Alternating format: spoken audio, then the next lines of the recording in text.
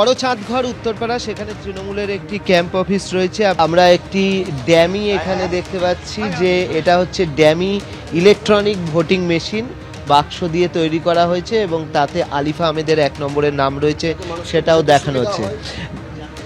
যাতে মানুষকে কিভাবে ভোটটা দিতে হবে সেটা যাতে আমরা মানুষ কোনো ভুল না করে, ভোটে ক্যান্সেল না হয়, তার জন্য আমরা একটা জিনিস জিজ্ঞেস করি, সেটা হচ্ছে বলছে যে এই যে বুথ অফিসে সেখানে মানে মকটা না রাখাই ভালো, এটা রাখার নিয়ম নেই, তো ঠিক আছে ওটা লোককে বোঝানোর জন্য করি। আমাদের মানুষ যাতে অনেকজন তো বাড়িতে ছিল না, রাতে বাড়ি এসছে, বাইরে শ্রমিক যারা বাইরে কাজ করে।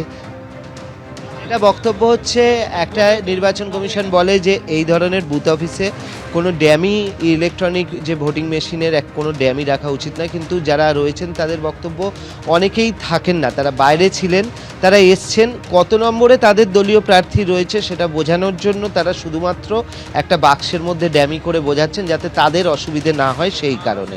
ক্যামেরায় সন্দীপ সাধুকার সঙ্গে অর্ণব মুখোপাধ্যায়, এবিপি আনন্দ, কালীগঞ্জ। ঘাটে নেই মাঝি, আটকে প্রায় 300 ভোটার।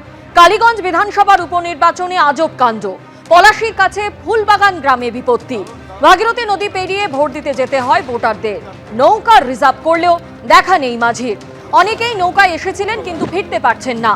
বিজেপির ভোটারদের আসতে না দিতেই এই কাণ্ড, অভিযোগ বিজেপি প্রার্থীর।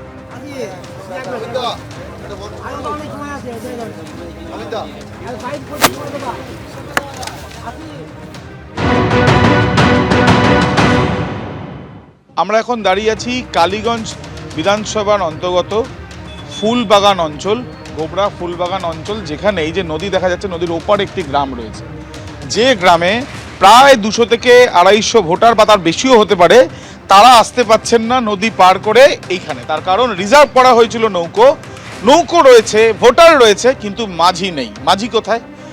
ইতিমধ্যে যারা এখানে রয়েছেন তাদের সাথে একবার আমরা কথা বলবো। দাদা একটু শোনেন, সেটা হচ্ছে যে আপনারা কোন গ্রামের বাসিন্দা? আমরা ফুলবাগানের।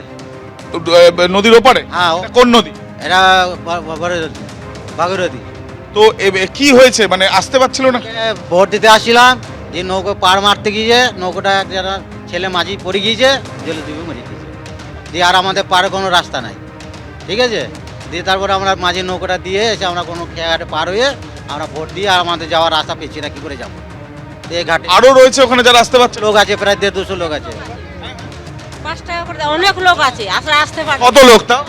তাও প্রচুর লোক হবে, 50-60টা বেশি হবে, 50-60টার উপর হবে। আমাদের এই যে 252 নম্বর বুথ, এই ফুলবাগানে আমাদের গঙ্গার ওপারে 300 জন ভোটার।